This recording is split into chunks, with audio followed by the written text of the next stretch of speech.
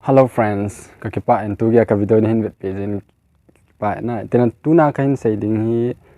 Twitter lang sang thu hin nehin do na nehin do je wa na iti hon dham lo ipi pan ham na chu kain say de kain aban ne cha kain say de kain vet sa de na ikipa masang kamin chu le bonga hen ka channel la ka video ni hin vet page ni kipa thu kong say tenan subscribe lo ni lung setin subscribe pen lang then tunai say do Twitter thu in a bolding dan a honding dan a phat dan na ken say Twitter hi itham social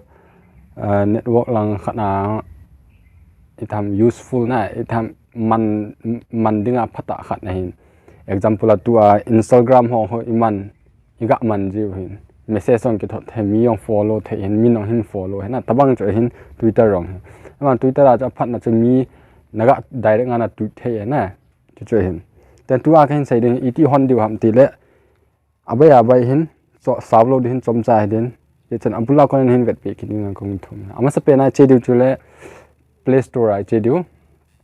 Play Store a chu pi search diu ham de Twitter search diu na search do ten le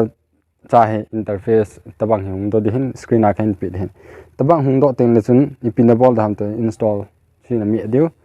na mi chai ten le chun chom khat chi din na chai ken ka download sa hi ja chun direct open na me adiu ha kahin pi pay pen an ve an tabang in bol na open na me zo tele Twitter sunga chun hungru din hungru tele chai pi says continue with Google or create account create on a create the na tha na hon ngala na create the in e lo le Google account wa ko na yong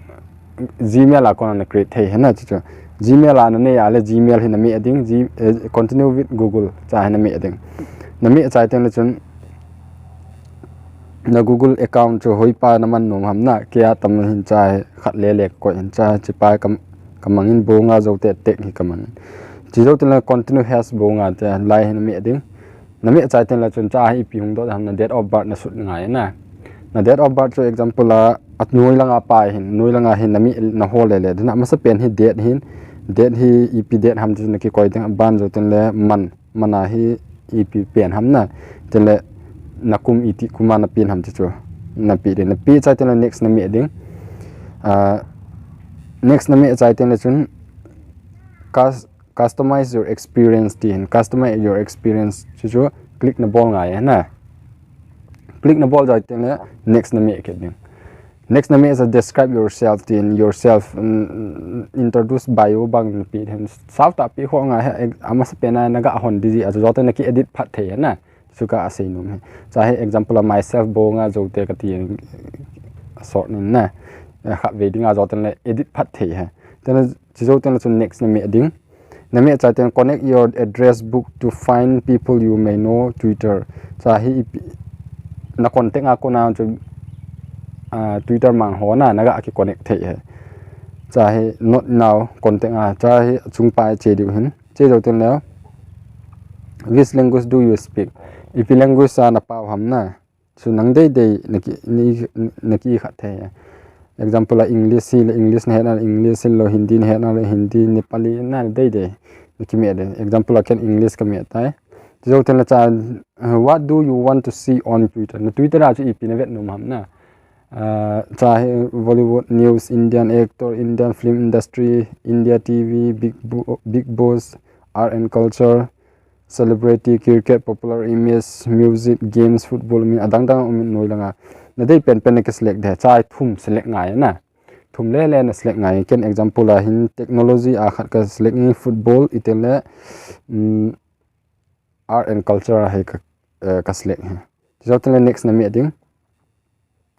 Next na me zo ten ti a interface hung do na what do you want to see on Twitter cha he bo na hung din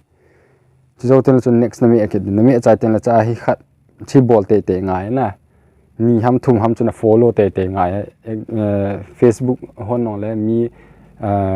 friend request thum ham li ham chu thot ta ka sia chu next page che lo na ta banga chu cha follow one or more account khat na follow the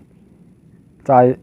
api khat le follow ding a se na khat le na follow ding koi pen na follow no na follow ding tin next na me de na me chai ten la chun na Twitter chu ki hong di tai na ki hon te na chun na de mi tham min news in post on hong lu ding tel na news na ga ki post the ai lo thil na lim hon na ga post the na exact Instagram na man ba ga hon man the te la cha he aphat na chu mi direct tweet na ga bol the na ma chu min chu na ga la te la message sam tweet na ga bol la amat mu yung de na abai in ha pon kha ve man do le sun im do se abai a na ti chu abo iti hon dham ti chu ka hin se na ni hin do je wa chun mi tam ta no he umin hello rong diu hin cha he ken a he ho dinga ka se hin hello dinga ka se na kon cha chu ma ka se hi pon abon wa dinga e ho dinga phat chom na hung hi thena dinga ka hin se hin tel nang hon ni hin do je wa chu ka hin se na ki pain bula ko hin wet page ni ki pa thu ka hin se ka channel tha ne do like subscribe nin bol pin ki pa